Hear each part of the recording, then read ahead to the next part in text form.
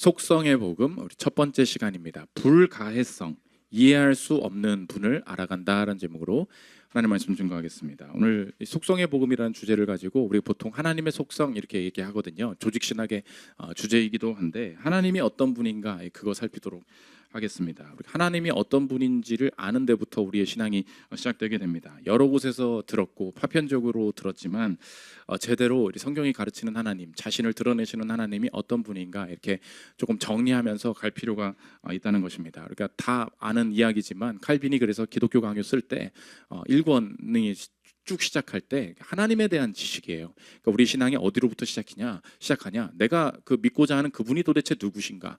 그분을 알아가면서 우리 인생이 출발할 수 있다는 것입니다. 그래서 이것은 뭐 신학적으로는 하나님의 속성이다. 그래서 여러 가지 속성들을 정리하고 이제 설명들을 쭉 하는데 우리가 뭐 지식적인 것, 그걸 그냥 아는 것 자체를 쭉 읊을 이야기들은 아닌 것 같고 그 중에서 이제 중요한 하나님의 속성에 대해서 알아야 될 것들을 알아가면서 이런 분이구나. 플러스 그걸 알 때 우리의 삶에 어떤 방식으로 우리 삶에 그분을 알아가는 이 지식들이 실제적인 변화를 일으킬 수 있는지 살피도록 하겠습니다. 오늘 첫 번째인데 불가해성이에요. 그래서 우리가 한문 세대가 아니어가지고 훨씬 더 이렇게 한문을 우리가 잘 모르잖아요. 그래서 심심한 사과를 표합니다. 그러면은 뭐 아무튼 뭐가 심심해요? 사과를 하는데 우리 지금 그런 세대 아닙니까? 그래서 사과의 한문에 대해서 잘 모를 수가 있는데 불가해. 그러니까 이해할 때 이해해요. 그러니까 이해가 가능하냐? 하나님은 이해가 가능하냐? 근데 하나님은 어떤 분이시냐? 이해할 수가 없는 분이시다. 앞에 불이 붙어서 우리는 우리의 생각으로는 이해할 수 없다. 그 자체가 하나님의 속성이 된다는 것입니다. 이해할 수 없는데 뭐하러 이해해요? 벌써 이렇게 우리가 마음이 나오잖아요. 근데 하나님은 이해할 수 없는 분이다라는 것을 아는 것 자체가 우리 인생이 하나님을 인식하고 경험하는데 얼마나 도움이 되는가, 어떤 유익이 있는가 살피는 시간 갖도록 하겠습니다. 첫째로 살필 것은 불가해성의 이해예요. 내가 이걸 써놓고 웃기더라고. 불가해하다며 이해를 해보자는 거 아닙니까? 이제 한번 가볼 건데 하나님을 어떤 분이냐 묘사하는데 우리가 그 본질, 하나님의 본질을 정확하게 이해할 수 없는 분으로 하나님이 이렇게 설명하신다는 것인데 오늘 12절부터 보십시오. 누가 손바닥으로 바닷물을 헤아렸으며 뼘으로 하늘을 쟀으며 땅의 티끌을 되에 담아 보았으며 접시 저울로 산들을 막대 저울로 언덕들을 달아 보았으랴. 누가 여호와의 영을 지도하였으며 그의 모사가 되어 그를 가르쳤으랴. 그가 누구와 더불어 의논하셨으며 누가 그를 교훈하였으며 그에게 정의의 길로 가르쳤으며 지식을 가르쳤으며 통달의 도를 보여 주었느냐. 하나님이랑 회의한 사람 한 명도 없다는 거예요. 하나님한테 훈계한 존재 하나도 없다는 거예요. 그러면서 결론 짓는 게 뭐냐? 비교 불가하신 분이다. 18절 보십시오. 그런즉 너희가 하나님을 누구와 같다 하겠으며 무슨 형상을 그에게 비기겠느냐? 요런 거랑 같지 않을까? 그런 존재가 존재하지 않는다. 그래서 하나님은 스스로가 너희들이 이해할 수 없는 영역, 그 존재로 계신다. 그래서 인식에 대한 생각을 한번 해보십시오. 개미가 인간을 자세히 관찰한다고 한번 생각해 보세요. 샅샅이 우리 몸에 전부를 훑고 다니면서 모든 거를 훑었어요. 그래서 모든 영역, 이렇게 내가 커버 안 친 곳이 없이 다 커버를 했다는 거예요. 모든 영역을 다 탐색을 했다. 그것을 가지고 우리가 인간을 다 이해했다 하지 않죠. 왜 그렇습니까? 차원이 다르기 때문에 그래요. 내가 하나님을 어느 정도 알 수 있다. 이 개미가 표면을 지나다니잖아요. 근데 그거에 대해서 안다 이야기하지만 인간의 본질 전혀 모르는 거죠. 우리도 마찬가지입니다. 하나님에 대해서 뭔가를 이렇게 안다고 그리고 신앙생활 오래 했으니까 그분은 이런 분이다 이야기하지만 그게 하나님의 본질이냐? 본질은 아무도 모른다는 거예요. 전혀 그분을 이해할 수 있는 존재가 아니다. 그래서 어거스틴이 간단하게 이렇게 설명을 했어요. 하나님이 이해할 수 없대. 이분 이해할 수가 없어. 이해할 수 없다고 느끼지? 그럼 더 잘 믿고 있는 거야. 어거스틴의 얘기입니다. 들어보십시오. 우리는 지금 하나님에 대해 이야기하고 있다. 이해되지 않는 부분이 있어서 이상한가? 만약 다 이해된다면 내가 이해하는 것은 하나님이 아니다.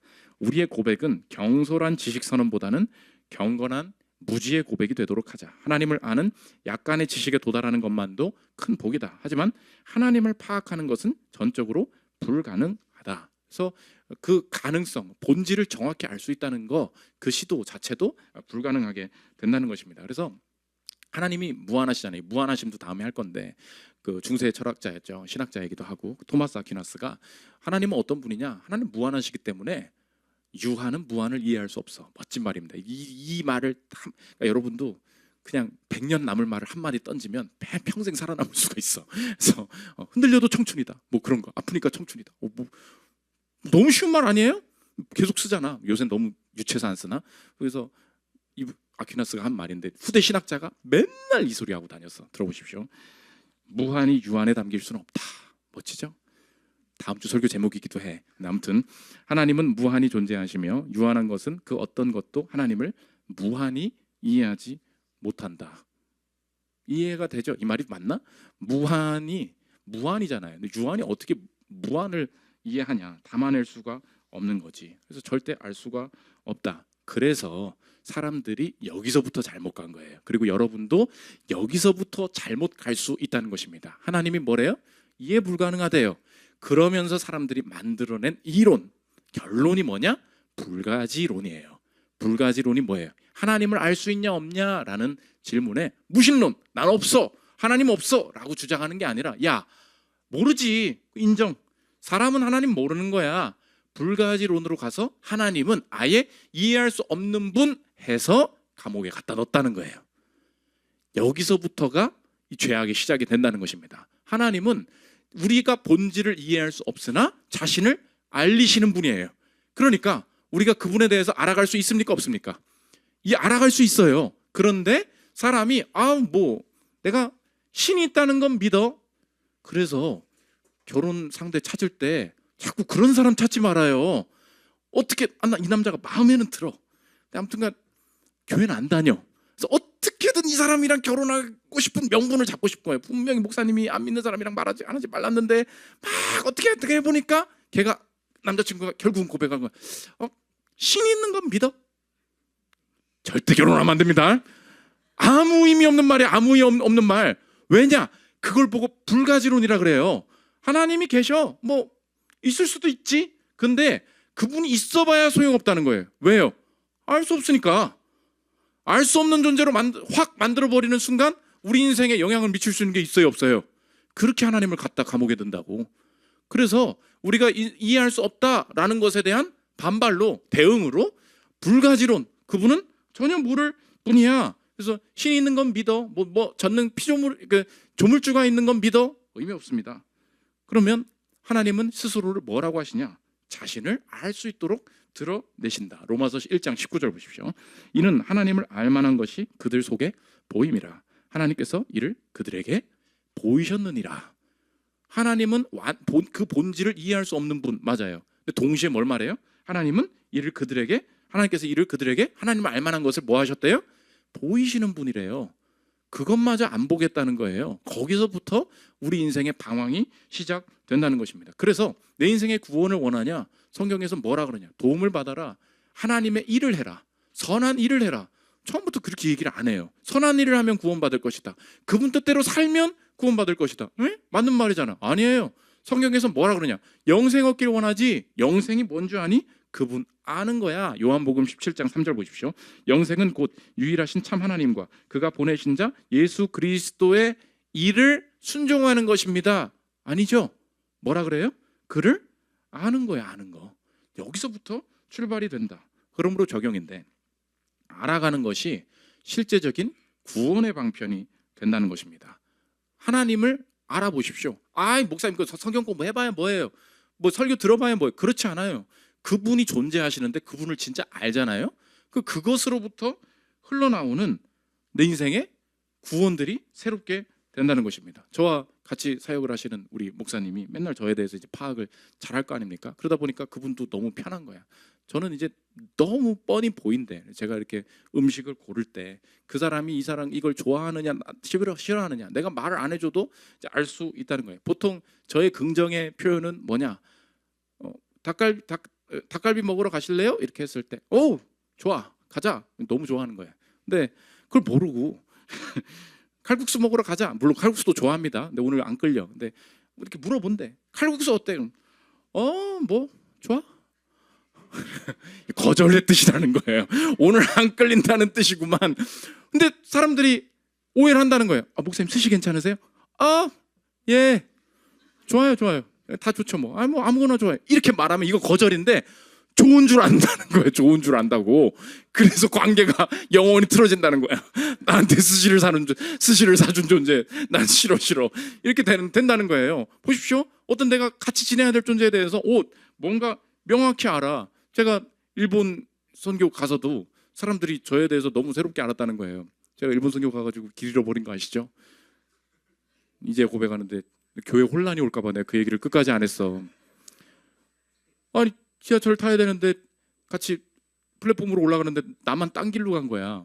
이미 다 타버린 줄 알고 내가 딱 보니까 지하철 문이 열려 있는 거야. 헉! 사람들 다 탔구나. 뛰어서 딱 타서 문 딱 닫히는 순간 저 계단에서 올라오고 있는 거야 사람들이. 야 미치겠다. 근데 그때 주변 사람들이 저를 분석을 하더라고. 극도의 불안에 사로잡혔다는 거예요. 제가 극도의 불안에. 현수야 잘 들어. 보이스톡으로 현수야 잘 들어. 내가 지금 잘못 탔어. 근데 내 목소리가 막 너무 떨렸다는 거예요. 그래서 현수 목사님 너무 놀라서 가족 중에 누구 하나 죽은 줄 알았대. 뭘 이렇게 떠는지. 근데 나중에 이렇게 지나고 아무튼 다시 찾아왔습니다. 다시 찾아왔는데 그때 이제 나를 옆에서 그 분석을 하더라고. 당신이 일 처리하는 방법을 알 때고 이분은 내 익숙함 그리고 나를 이 부분에 대해서 전문가 이 부분을 책임져 줄 수 있는 사람이 사라지면 극도의 불안을 느낀다는 거예요. 저는 해외여행 가기는 글렀습니다. 해외여행의 재미가 뭐예요? 새로운 재미잖아요. 그렇죠? 난 그 재미가 없어. 일본을 가려면 일본어 하는 사람을 같이 데려가야 돼. 근데 일단 내가 확보가 되면 김준영이 같이 간대. 오케이. 아무거나 해. 그때부터 막 자신감이 샘솟아. 제가 왜 이야기하고 있습니까? 누군가의 패턴을 알잖아요. 그 자체가 내 인생의 유익과 기쁨이 돼. 우리 인생이 하나님 오늘도 기도했지만 인생이 너무 힘들어요. 그리고 너무 문제가 커 보여. 우리 사실 뭐가 결여된 거예요? 하나님에 대한 지식이 살아있게 내 마음속에 작동하고 있지가 않은 거예요. 어디서 읽어보기는 했지. 그분을 깊이 알아버리면 그 다음에 느껴지는 게 뭐냐? 아무 일이 일어나지 않았거든요. 문제가 작아지지 않았어요. 문제가 해결되지 않았다. 오히려 악화됐다고. 근데 변화되는 게 뭐예요? 알았을 뿐이에요. 근데 문제가 달리 보이기 시작한다는 것입니다. 그래서 인생을 어떻게 바라봐야 되냐? 하나님 아는 방식으로 삶을 바라봐야 된다. 칼빈의 이야기입니다. 들어보십시오. 우리 중에 얼마나 많은 사람들이 눈을 들어 하늘을 바라보거나 다양한 지역의 땅들을 돌아보며 세계의 가장 아름다운 구조와 배열에 관하여 말하면서도 창조주에 대한 기억을 마음속에 되새기기는커녕 그것들의 조성자를 배제시킨 채 그 작품들의 외관만 동경하고 있는가. 여행 가서 하는 일들이 다 이런 것뿐이라는 거예요. 일상의 일들도 마찬가지다. 이어서 들어보십시오. 또 얼마나 많은 사람들이 자연의 통상적인 과정을 벗어나서 날마다 일어나는 사건들에 대해 말하면서도 사람들이 그것들에 휘둘리고 나뒹굴게 되는 것이 하나님의 섭리가 아니라 운명의 맹목적인 무분별함의 통치를 받기 때문이라고 생각하는가. 온갖 난리가 이 세상에 벌어져 보면 사람들이 딱 구분된다는 거예요. 혼란만 줘보면 사람들 딱 나누어진다는 거예요. 사람들이 인생을 어떻게 본대요? 운명의 맹목적인 무분별함 속에 우리는 버려진 것이다. 근데 우리 뭐 믿어요? 섭리 배웠죠? 섭리. 이거 섭리를 알아갈 시기이구나. 그래서 우리 인생의 구원의 첫 번째 길이 무엇입니까? 하나님을 아는 것. 하나님을 제대로 경험하기 시작하는 것이 실제적인 내 삶의 구원이 될 수 있다는 것입니다. 두 번째로 볼 것은 불가해성의 적용입니다. 하나님은 이해할 수 없다고 했는데 하나님은 어떤 방식으로 내가 주님이 어떤 분인가를 알아가게 하시는가. 두 가지 방법인데 실제로 우리의 실천적인 방법. 첫째로 유추입니다. 언제나 하나님의 본질을 모른다 그랬죠. 본질을 모르는데 어떻게 알아? 하나님은 언제나 유추, 추론을 통해서 알게 하신다. 하나님은 영이세요. 안 보이죠. 어떻게 알아요? 하나님을 설명하실 때 하나님이 자꾸 인간의 몸을 입은 것처럼 자신을 드러내신다는 것입니다. 이것을 신인동형론이에요. 그러니까 신과 인간, 하나님과 인간이 마치 동일한 형태를 가진 것처럼 성경에서 하나님이 자신을 드러내신다. 모세가 하나님 만났습니다. 하나님한테 자꾸 하나님 뭐라 그러냐면 너 난 다 못 보여주고 내 등만 봐. 하나님 뭔 등이 있어요? 근데 하나님이 자신을 그렇게 말씀하신다는 거예요. 출애굽기 33장 20절 보십시오. 또 오늘 여기 인간적인 게 한 3개 나오거든요. 들어보십시오. 또 이르시되 내가 내 얼굴을 보지 못하리니. 뭐예요? 하나님의 얼굴이 있어요, 없어요? 없어. 영이시잖아요. 근데 내 얼굴은 못 볼 거야. 나를 보고 살 자가 없음이니라. 그러면 이 얼굴은 무엇에 유추하는 것입니까? 주의 임재를 말하는 거죠. 근데 얼굴뿐만이 아니에요. 22절 내 영광이 지나갈 때에 내가 너를 반석 틈에 두고 내가 지나도록 내 손으로 너를 덮었다가. 뭐예요? 갑자기 손이 막 나타나? 그런 거 아니잖아요. 하나님의 보호하심, 그죠? 그걸 상징하는 거죠. 23절 손을 거두리니 내가 내 등을 볼 것이요 얼굴은 보지 못하리라. 뭐예요? 이 장난이 뭐야? 하나님의 본질을 우리가 알 수 있다는 거예요, 없다는 거예요? 모세한테 말씀하세요. 너 나 보면 죽어. 피조물은 온전한 하나님을 보면 바로 죽게 돼 있어요. 감당을 못한다고. 그러니까 등을 보여주신다는 것은 무슨 뜻이에요? 하나님을 인식할 수 있도록, 그분을 느낄 수 있도록 조치하셔서 우리 인생에 그것을 경험하게 해주시겠다. 이건 뭐예요? 우리가 아는 것을 통해 하나님을 알게 하시는 거죠. 그게 유추예요. 하나님은 어떻게 할 수 있다고요? 하나님께서 내게 이해할 수 있는 것들을 주셨어요. 근데 그것을 통하여서 신자들이 해야 될 일은 뭐라는 거예요? 유추하는 거예요. 이 땅에 주어진 것들은 다 무엇을 위한 거예요?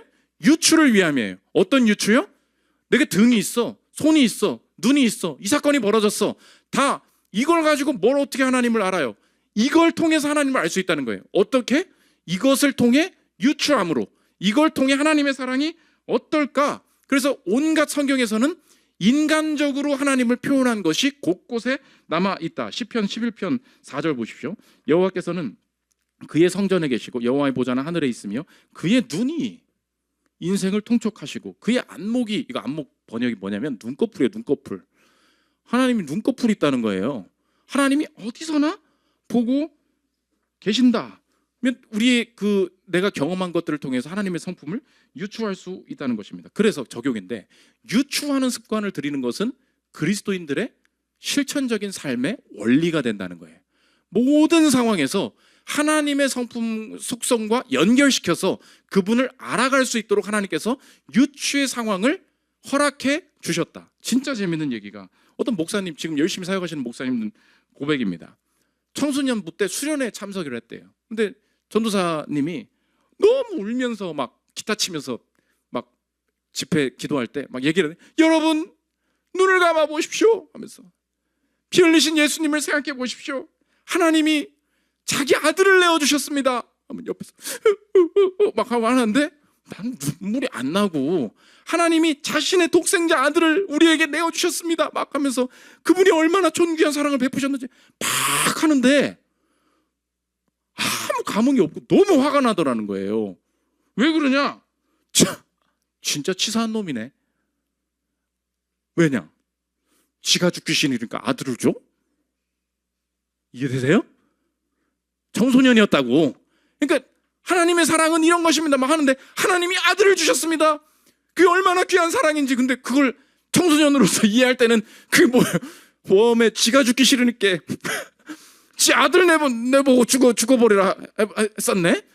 그렇게 이해가 됐다는 거예요. 그 자기는 그 말을 듣는데 너무 거부감이 들었대. 자기가 하나님의 사랑을 온전히 이해하게 된 때가 언제냐? 자기가 아들을 낳았을 때. 아들을 낳는 순간 아들을 주신 분이 이해가 되는 거예요. 야, 내가 진짜 미쳤었구나. 아들을 주는 건 자기 책임 회피에 자기보다 자기 죽기 싫으니까 덜한 사랑을 한다고 생각했는데, 이거야말로 내가 아들 낳아보니, 내가 자녀 낳아보니 자녀는 내가 죽는 것보다 훨씬 더 많은 사랑이 쏟아지는 존재구나. 그럼 뭐예요? 이 사랑이 똑같이 하나님 사랑이라는 거예요? 그렇지 않죠? 어떻게 보는 거예요? 유추로 본다고.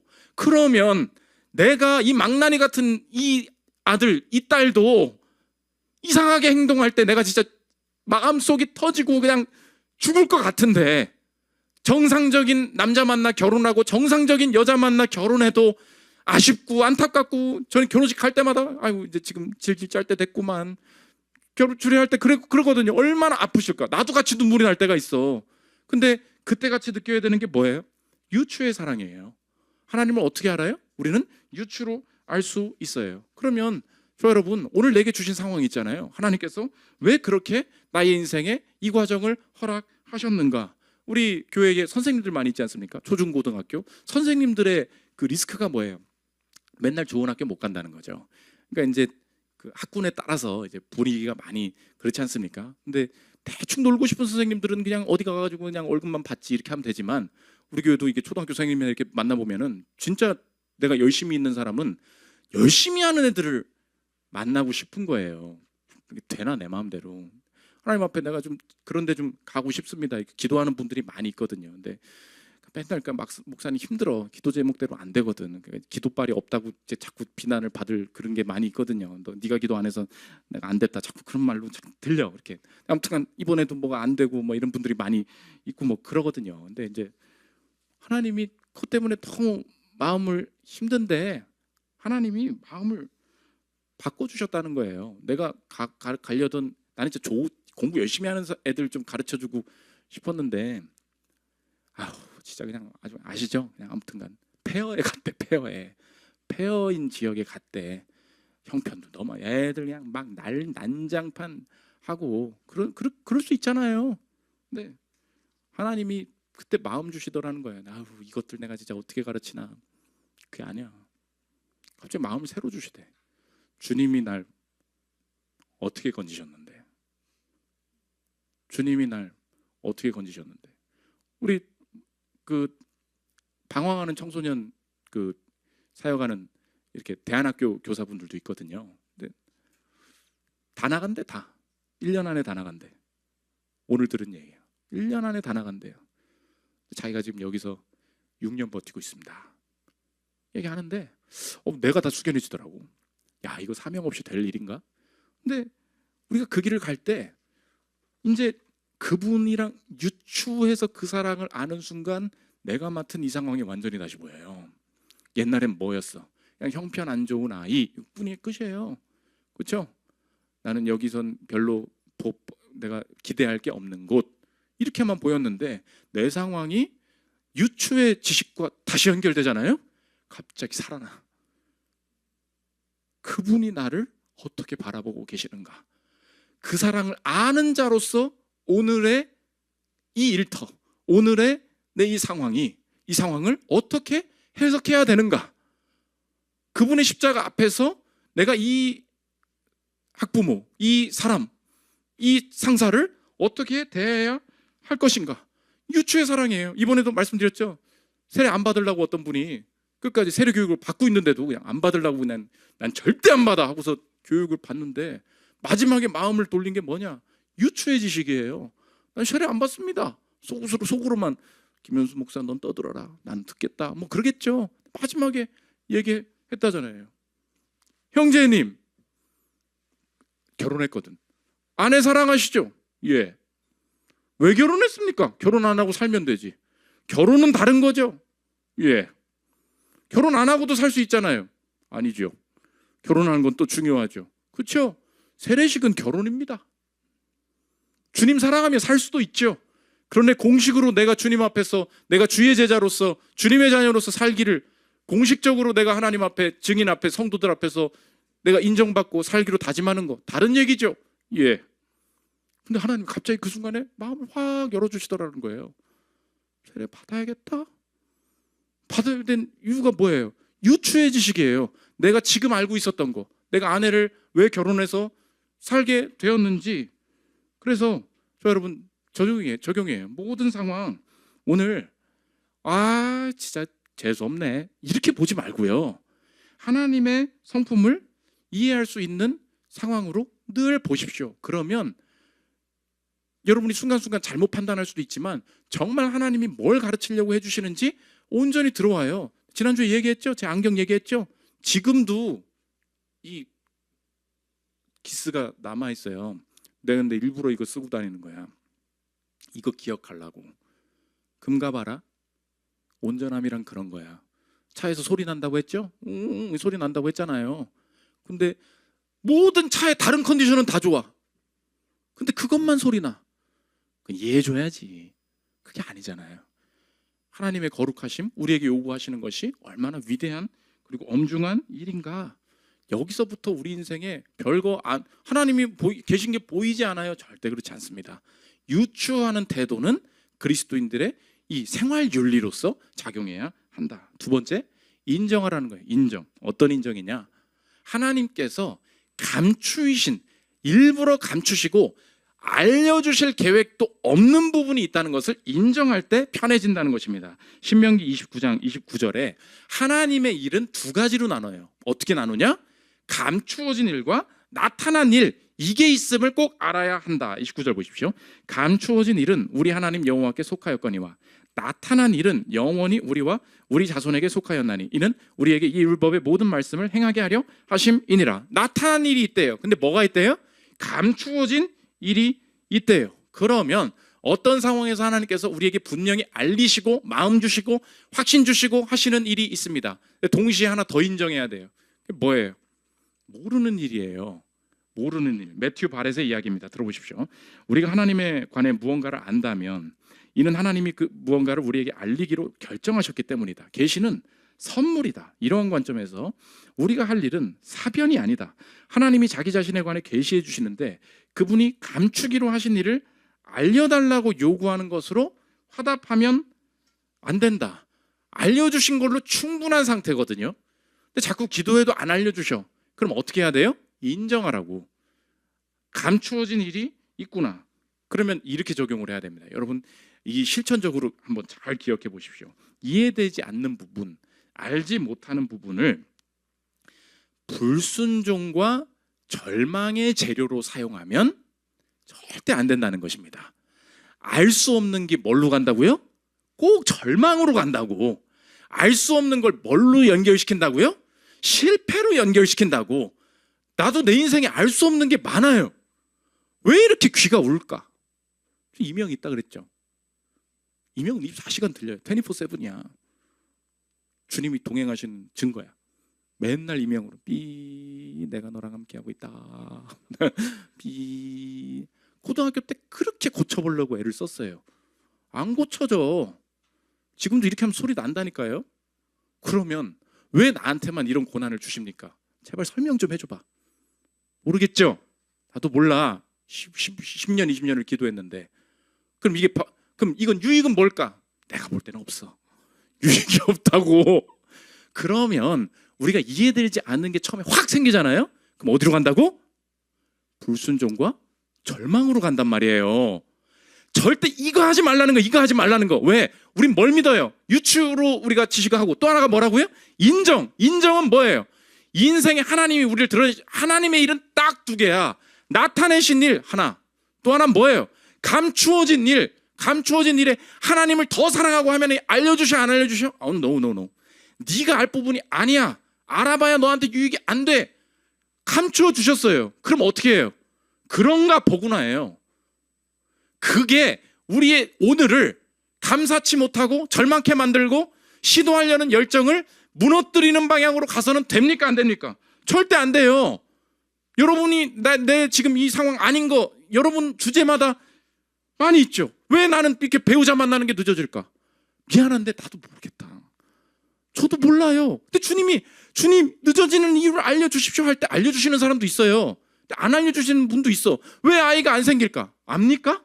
아니 그렇게 정확히 알아요? 뭔가 일하시겠지. 추측할 뿐이에요. 모르잖아. 하나님은 왜 내 외모를 이렇게 만드셨을까? 그렇잖아요. 가끔 그러잖아. 나도 맨날 옛날에 돌출형 이빨이라고 맨날 윗니 튀어나왔다고 막. 나보고 슬쩍 얘기하더라고. 교정을 추천합니다. 해보니까 좋더라고. 지도 튀어나온 애였거든. 그렇게 비난을 해요 뒤에서. 왜 몰라. 근데 그런 말 한마디 딱 들으면 자꾸 어떻게 간다고요? 불평과 불순종과 절망으로 간다고. 여러분 인생에 오늘 모르겠는 부분 있죠? 그것 때문에 우리 인생의 순종과 감사와 기쁨이 막힐 이유가 없는 줄 믿습니다. 모르겠잖아요. 아 주님 모르는 것이 불평으로, 모르는 것이 열정이 식음으로 흐르지 않게 하옵소서. 모르는 것을 들고 가는 거예요. 끝까지 몰라요. 끝까지 설명이 안 된다고. 그러나 그것 때문에 왜 내 평안이 막혀요? 그것 때문에 왜 내 기쁨을 잃어요? 삐거려? 주님 더 은혜 주십시오. 설교하는 거지. 그래서 저는 그렇게 극복을 한 거예요. 비문증도 있거든 요새. 뭐가 날라다녀 아무튼간. 난리가 났어 아무튼간. 너무 노화가 빨리 되는 것 같아. 이 정도 나이는 아닌 것 같은데 아무튼 뭐가 되잖아요. 그럼 뭐가 보여. 아 진짜 책 못 읽겠네. 그 마음이 들려고 하죠. 근데 어떻게 해요? 읽는 것 안에서 은혜 주시겠지. 그런 거 아닙니까? 가야죠. 그래서 많은 분들이 고난을 막 싸그리 잡아가지고 하나님을 이렇게 비난한다는 거예요. 변증 중에 여러분 한번 써먹어 보십시오. 어떤 분이 뭐라 그러냐. 하나님 못 믿겠대. 왜? 이 세상에 고통이 너무 많대. 이렇게 고통당하는 사람들 한번 보라는 거예요. 어떻게나 이렇게 많은 고난이 있는데 하나님이 계시다고 인정할 수 있습니까? 고통을 절대 합치면 안 된다. 각자의 고난은 한계가 있다는 거예요. 이 진리의 기독교라는 책에 나온 얘기인데 무신론자가 물어봅니다. 들어보십시오. 하지만 왜 그리스도는 지금 당장 재림하여 이 모든 악을 끝내지 않는 거죠? 인간이 겪고 있는 고통을 합치면 정말 너무 끔찍합니다. 맞죠? 아니야. 그렇게 보면 안 돼. 보십시오. 그건 아닙니다. 만일 맨하탄의 온도가 30도, 브루클린은 29도, 그리고 퀸스가 31도라면 뉴욕 사람들은 90도의 열을 경험하는 건가요? 그러니까 뉴욕 주변 도시를 얘기한 거예요. 얘는 30도, 얘는 29도, 31도면 그러면 그 고난은 합치면 90도가 되니? 아니죠. 그렇습니다. 각 사람은 자기 나름의 고통만 경험할 뿐이죠. 하나님에 대해서 이 세상이 이해를 못하겠대. 이렇게 많으니 그때 슬쩍 껴들어오는 게 뭐예요? 어떤 사람은 어마무시한 고통을 당할 거라고. 아니에요. 인생의 고통은 끼케야 죽음이에요. 끼케야 그 긴 고난 이후의 죽음이라고. 인생의 고난이 그렇게 처절한 게 합쳐지지 않습니다. 대량 학살이 있었대. 한 개인은 내가 죽을 뿐이에요.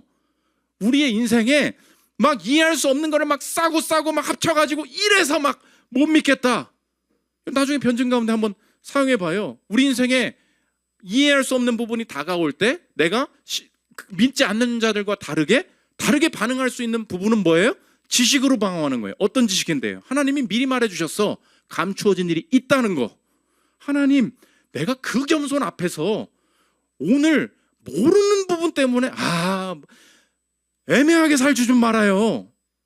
그 부분만 애매한 거야. 맞죠? 그 부분만 애매해. 하나님이 인도하시는 내 계획은 전혀 애매하지 않아요.